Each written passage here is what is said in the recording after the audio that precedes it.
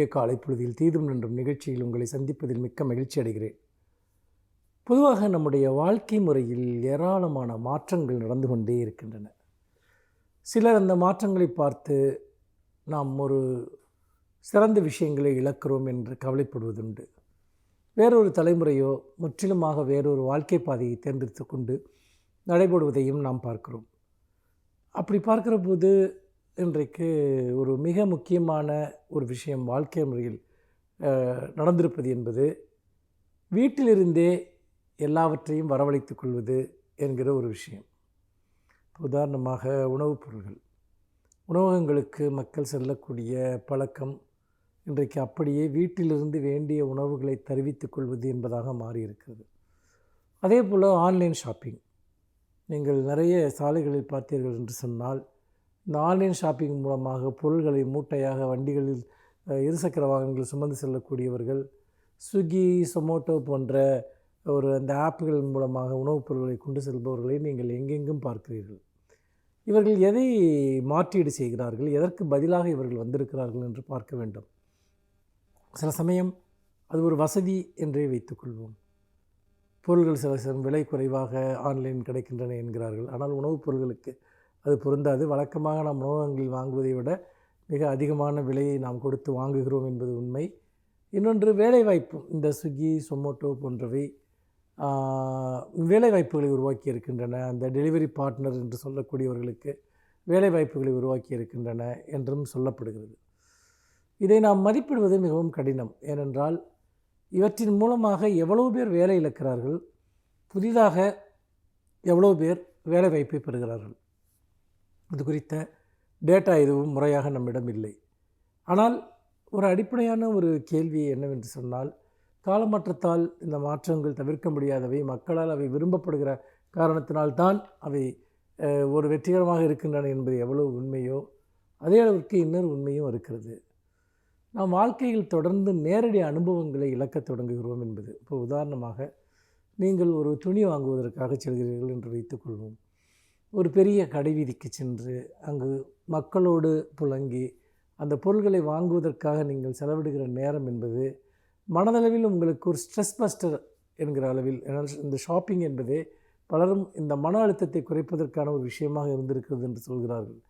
அப்படி நிறைய பேரிடம் பேசி நீங்கள் தேடி ஒரு பொருளை வாங்குகிற போது அது உங்களுக்கு ஒரு அனுபவமாக இருக்கிறது. உணவகங்களுக்கு செல்வதும் அப்படித்தான். நீங்கள் வெறுமனே சாப்பாட்டிற்காக மட்டுமல்ல, அங்கே இருக்கக்கூடிய அந்த ஆம்பியன்ஸ், அந்த சூழல், இவையெல்லாம் சேர்ந்த ஒன்று தான்.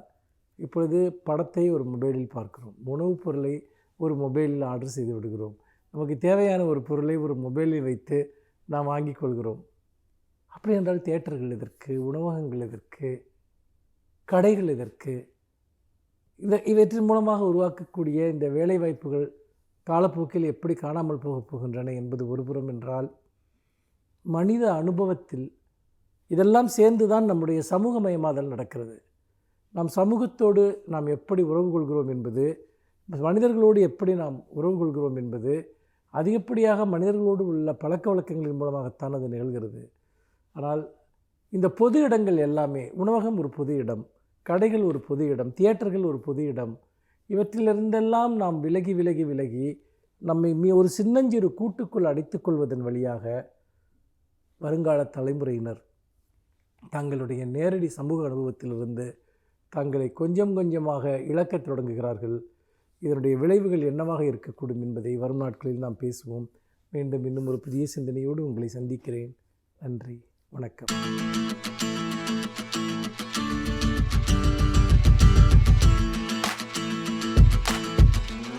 கலைஞர் தொலைக்காட்சி நேயர்களுக்கு காலை வணக்கம். இன்றைய தலைப்பிலே அறிவியல் தொழில்நுட்பம், அதாவது சயின்ஸ் அண்ட் டெக்னாலஜி அப்படின்ற தலைப்பில் நம்ம அக்ரிகல்ச்சரில் உள்ள அறிவியல் தொழில்நுட்பம் என்ன, அதாவது வேளாண்மையில் தொழில்நுட்பம், இதை பற்றி நாம் சற்று விரிவாக பார்க்கலாம். வேளாண்மை அப்படின்றது விவசாயம் இன்றைக்கி நம் இந்தியாவிலே ஒரு 60 முதல் 70% உள்ள அனைவரும் செய்யக்கூடிய ஒரு உன்னதமான ஒரு தொழில் வேளாண்மை. இந்த வேளாண்மையிலே நம் விவசாயிகளுக்கு ஒரு அறிவியலும் தொழில்நுட்பமும் சார்ந்த ஒரு ஒரு கலையை நீங்கள் சொல்லிக் கொடுத்தீர்களானால் இந்த விவசாயம் மிகப்பெரிய அளவிலே இந்தியாவிலே மேம்படும் என்பது எல்லா வல்லுநர்களுடைய கருத்து. இப்போ இன்றைக்கி வந்து நம்ம பார்த்தோம்னு சொன்னால் இந்த கோவிட்-19 இந்த மாதிரி ஒரு காலகட்டத்திலே மஞ்சளின் மகிமையும் இஞ்சியின் இன்றமையாமையும் நமக்கு சொல்லிக் கொடுத்திருக்கிறது என்ற ஒரு காலகட்டம். அப்போது மஞ்சளுடைய மகத்துவம், இந்த வேப்பிலையினுடைய மகத்துவம், இஞ்சி, மிளகு இந்த மாதிரி ஒரு பல்வேறு ஒரு மூலக்கூறுகளை விளைவிக்கக்கூடிய இந்திய மண்ணிலே விவசாயிகள் எந்த மாதிரியான ஒரு தொழில்நுட்பத்தை பயன்படுத்துகிறார்கள்? இதிலே இன்றைக்கு படிக்கின்ற மாணவர்கள் பல்வேறு துறைகளில் இருந்தாலும் நீங்கள் விவசாயத்திற்கு உங்களுடைய பங்களிப்பு என்ன? இதிலே டெக்னாலஜி என்று சொல்கிறோம் அல்லவா, இந்த டெக்னாலஜி வகையிலே விவசாயத்தை எப்படி ஊக்குவிப்பது இப்படிப்பட்ட பல்வேறு விஷயங்களை நாம் இன்று காணலாம். இதில் ஃபஸ்ட்டு இன்றைக்கு பல்வேறு நிறுவனங்கள், அதாவது IBM போன்ற பல்வேறு நிறுவனங்கள் டிஜிட்டல் அக்ரிகல்ச்சர் அப்படின்ற ஒரு ரிசர்ச் அண்ட் டெவலப்மெண்ட்டில் இன்றைக்கி இறங்கியிருக்காங்க. இதில் ஃபஸ்ட்டு அக்ரிகல்ச்சரல் ட்ரோன்ஸ் வந்து உங்களுக்கு நல்லாவே தெரியும். அது ஒரு சிறிய குட்டி விமானம் என்று சொல்கிறார்கள். இந்த மாதிரி ஒரு ட்ரோன்ஸில் நம்ம பல்வேறு விஷயங்களை நம்ம வந்து அக்ரிகல்ச்சருக்கு பயன்படுத்தலாம். எல்லாருக்கும் தெரியும், இந்த பெஸ்டிசைட்ஸ் தெளிப்பதற்கு முக்கியமாக பயன்படுத்தலாம். இந்த அக்ரிகல்ச்சர் ட்ரோன்ஸ் வந்து பெஸ்டிசைட்ஸ் மட்டும் கிடையாது, ஒரு கரெக்டான ஒரு HD இமேஜ், நீங்கள் ஒரு பெரிய ஒரு 400 ஏக்கர் நிலப்பரப்பிலே நீங்கள் HD ட்ரோனை பறக்க விட்டீங்கன்னு சொன்னால் 40 நிமிஷத்தில் உங்களுக்கு கிளியராக சர்வை பண்ணி உங்களுக்குள்ள அந்த HD இமேஜஸை எடுத்து கிராப் எப்படி இருக்குது, உங்களுடைய ஃபீல்டினுடைய வளர்ச்சி, அதாவது ஒரு பயிர்களுடைய வளர்ச்சி எப்படி இருக்குது, அது ஏதாவது நோய் தாக்கி இருக்கா, பல்வேறு டேட்டா அனலிட்டிக்ஸ் உங்களுக்கு துல்லியமாக கொடுக்கக்கூடிய ஒரு டெக்னாலஜியில் தான் இப்பொழுது எல்லோரும் இறங்கி இருக்கிறார்கள். அக்ரிகல்ச்சர் ஃபீல்டில் ட்ரோன்ஸை எப்படி யூஸ் பண்ணுறது? அப்போ இன்ஜினியரிங் படித்த மாணவர்களுக்கு அக்ரிகல்ச்சரில் எவ்வளோ முக்கியமான பங்கு இருக்குதுன்னு நீங்கள் பார்த்தா உங்களுக்கே தெரியும். இப்போ இது ஒரு ஏரோ விரான்மெண்ட் அப்படின்னு சொல்லுவாங்க.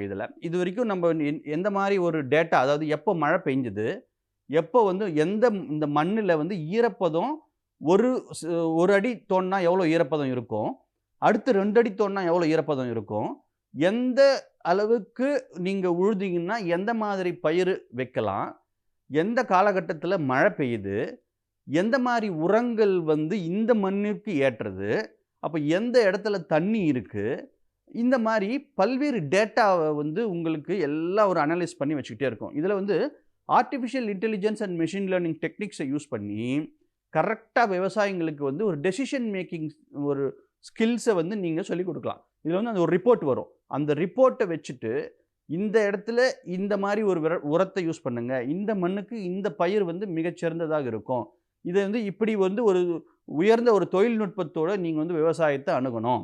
அப்படி பல்வேறு விஷயங்களை நீங்கள் வந்து விவசாயிகளுக்கு artificial intelligence and machine learning மூலமாக நீங்கள் சொல்லித்தரலாம். இதை தான் இப்போ IBM நிறுவனம் பண்ணிகிட்டு இருக்கு. அது ரிசர்ச் அண்ட் டெவலப்மெண்ட்டில் இருக்குது. ஆல்மோஸ்ட் எல்லா கண்ட்ரீஸ்லையும் இதை யூஸ் பண்ணவும் ஆரம்பிச்சிருக்காங்க அப்படின்னு சொல்லணும். இதில் வந்து பிளாக் செயின் டெக்னாலஜின்னு சொல்கிறோம். இப்போ கம்ப்யூட்டர் சயின்ஸில் மிக முக்கியமான ஒரு ஃபீல்டு வந்து இந்த பிளாக் செயின் டெக்னாலஜி.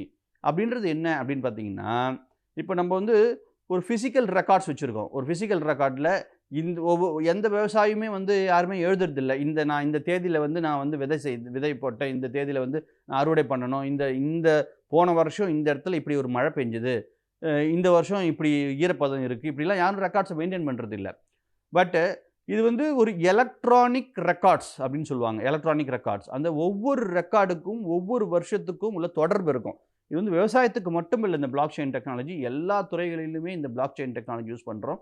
அதாவது ஒரு எலக்ட்ரானிக் ரெக்கார்ட்ஸ், அந்த எலக்ட்ரானிக் ரெக்கார்ட்ஸுக்கு ஒவ்வொரு ரெக்கார்டுக்கும் உள்ள தொடர்பு, அந்த தொடர்பு பல்வேறு வருஷங்களுக்கு முன்னால் உள்ள டேட்டாவையும் தொடர்பு படுத்தி அதிலேருந்து ஒரு அனாலிசிஸ் பண்ணி உங்களுக்கு சரியான ஒரு டெசிஷன் மேக்கிங்கை கொடுக்கும். இது வந்து நீங்கள் ஃபிசிக்கலாக ஒரு ரெக்கார்டை நீங்கள் மெயின்டைன் பண்ண வேண்டியதில்லை. இதை வந்து ஒரு எலக்ட்ரானிக் மூலமாக இந்த பிளாக் செயின் டெக்னாலஜின்ற ஒரு தொழில்நுட்பத்தில் நீங்கள் பல்வேறு electronic field records, electronic medical record கேள்விப்பட்டிருப்பீங்க. அது மாதிரி இந்த எலக்ட்ரானிக் ஃபீல்டு ரெக்கார்டை நீங்கள் கிரியேட் பண்ணி இந்த எலக்ட்ரானிக் ஃபீல்டு ரெக்கார்ட் மூலமாக ஒவ்வொரு டேட்டாவையும் நீங்கள் வந்து அனலைஸ் பண்ணி இதில் வந்து திருப்பி ஒரு டெசிஷன் மேக்கிங் எப்படி கொடுக்கலாம் அப்படின்னு சொன்னால், இந்த data science and data analytics என்ற ஃபீல்டு வந்து இப்போ ரொம்ப ஒரு மிகப்பெரிய வளர்ச்சி அடைந்து கொண்டு இருக்கின்ற ஒரு தருணம். இதில் வந்து எல்லாரும் கம்ப்யூட்டர் சயின்ஸை பொறுத்த வரைக்கும் டேட்டா சயின்ஸ் எடுப்பாங்க, க்ளவுட் கம்ப்யூட்டிங் எடுப்பாங்க, இன்ஃபர்மேஷன் செக்யூரிட்டி எடுப்பாங்க. இது எல்லாமே அதுமாரி இன்டர்நெட் ஆஃப் திங்ஸ் எடுப்பாங்க. இந்த மாதிரி ஒரு மிகச்சிறந்த ஒரு ஒரு துறைகள்லாம் இருக்கின்றது. இதை எப்படி நம்ம வந்து வேளாண் துறைக்கு பயன்படுத்துவது? அதே மாதிரி இந்த சென்சார்ஸ் என்று சொல்லுவோம்.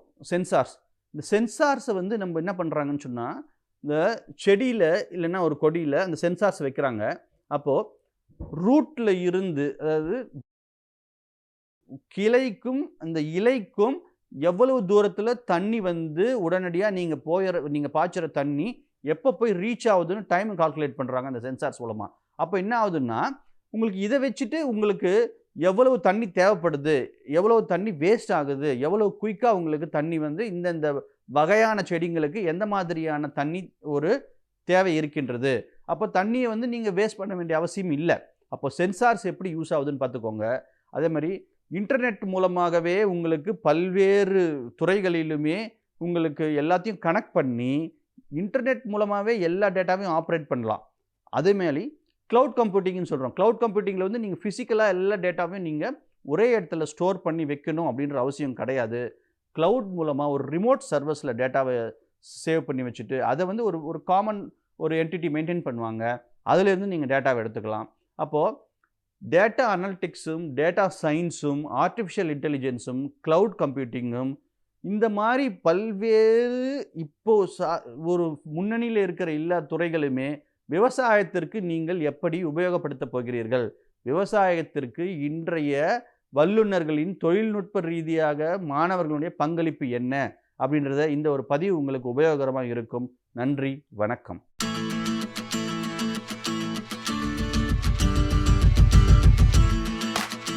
அனைவருக்கும் என் அன்பு வணக்கம். தமிழ்நாட்டின் அரசியல் பண்பாட்டு வரலாற்றில் மறக்க முடியாத ஒரு பெயர் உண்டு என்றால் அது ராபர்ட் கால்டுவெல் என்பதுதான். அவர் தமிழ்நாட்டில் பிறந்தவர் இல்லை, தமிழுக்கும் அவருக்கும் நேரடியாக தொடர்பு இல்லை, எங்கோ இருக்கிற அயர்லாந்தில் பிறந்தவர். ஆனால் அவருடைய தொண்டு மிக பெரியது என்று சொல்ல வேண்டும். எந்த அளவுக்கு பெரியதென்றால், இன்றைக்கு வரைக்கும் அவரை தொடர்ந்து எதிர்க்கிறவர்கள் இருந்து கொண்டே இருக்கிறார்கள் என்கிற அளவுக்கு அது பெரியது. 1838 இந்தியாவுக்கு அவர் வந்தார். 18 ஆண்டுகள் அவர் ஆராய்ச்சி செய்ததற்கு பிறகு 1856 ஒரு புத்தகத்தை வெளியிட்டார், comparative grammar of Dravidian or South Indian languages என்று. அந்த புத்தகம்தான் தமிழக அரசியலிலேயே ஒரு பெரிய மாற்றத்தை உருவாக்கிற்று, பண்பாட்டுத் துறையிலும் மாற்றத்தை உருவாக்கிற்று என்று சொல்ல வேண்டும். அது என்ன மாற்றம்? இயல்பாக தமிழ்நாடு உள்ளிட்ட இந்தியாவின் அனைத்து பகுதிகளிலும் ஒரு கருத்து வலிமையாக ஊன்றப்பட்டிருந்தது. அது இந்தியாவில் இருக்கிற, ஏன் உலகத்திலே இருக்கிற பல மொழிகளுக்கும் கூட சமஸ்கிருதம்தான் தாய் என்பது. அந்த கருத்தை ஊன்றியவர். அவரும் நம்முடைய தமிழ்நாட்டையோ இந்தியாவையோ சேர்ந்தவர் இல்லை, அவரும் ஐரோப்பியர்தான். சர் வில்லியம் ஜோன்ஸ் என்கிற ஒரு நீதிபதி 1786 கல்கத்தாவில் ஏசியாட்டிக் சொசைட்டி என்கிற ஒரு இடத்தில் ஒரு கட்டுரையை வாசித்தார். அதுதான் இந்திய மொழி வரலாற்றில் ஒரு பெரிய அழுத்தமான செய்தியை பதித்தது. அதற்கு பிறகு கிறிஸ்டியன் லாஸ்கோல் என்கிறவரும் இன்னும் பல ஐரோப்பிய அறிஞர்களும் அந்த கருத்தை வழிமொழிந்தார்கள்.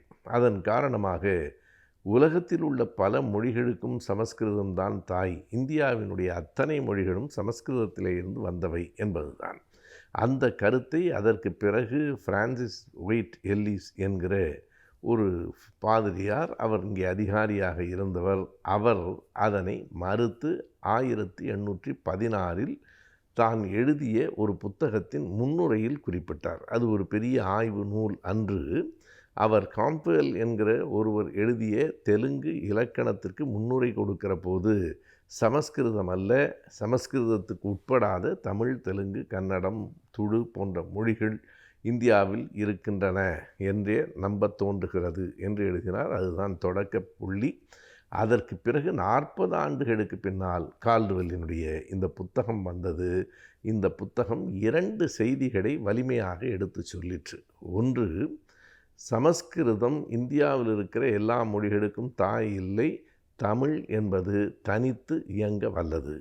தமிழ் என்பது திராவிட மொழி குடும்பத்தை சார்ந்தது. திராவிட மொழி குடும்பத்தில் மூத்த மொழியும் முதன்மையான மொழியும் தமிழ்தான். இந்த 2 கருத்துகள் தான் அவருடைய மிகப்பெரிய அந்த ஆய்வினுடைய இறுதி முடிவு என்று சொல்ல வேண்டும். எனவே அந்த ஆய்வு வந்திருக்கவில்லை என்று சொன்னால் சமஸ்கிருதத்தின் தொடர்ச்சி தான் தமிழ் என்று ஆகியிருக்கும். அப்படியானால் கால்டுவெல்லை நாம் கொண்டாட வேண்டாமா? இத்தனை பெரிய தமிழுக்கான தனித்துவத்தை கொண்டு வந்து கொடுத்ததற்காக அவருக்கு நாம் நன்றி காட்ட வேண்டாமா? தமிழ்நாடு என்ன செய்கிறது என்றால், கால்டுவெல்லினால் தான் எல்லாம் கெட்டுப்போய்விட்டது என்று ஒரு குழுவினர் இப்போதும் சொல்லிக்கொண்டே இருக்கிறார்கள். அவர்களுக்கு என்ன நோக்கம்? இந்த கால்டுவெல் தான் திராவிடம் என்பதை கொண்டு வந்தார், ஆகவே தான் தமிழ் மங்கி போயிற்று என்கிறார்கள். திராவிடம்தான் தமிழுக்கான புத்துணர்ச்சியை தந்தது. திராவிடம் என்கிற அந்த சொல்லாட்சி கால்டுவெல்லினுடைய ஒப்பிலக்கணம் தான்.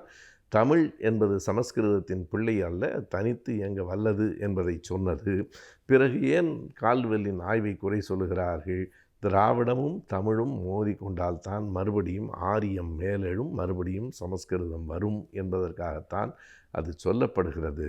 கால்டுவெல்லை என்றென்றும் நன்றியோடு நாம் கொண்டாட வேண்டும்.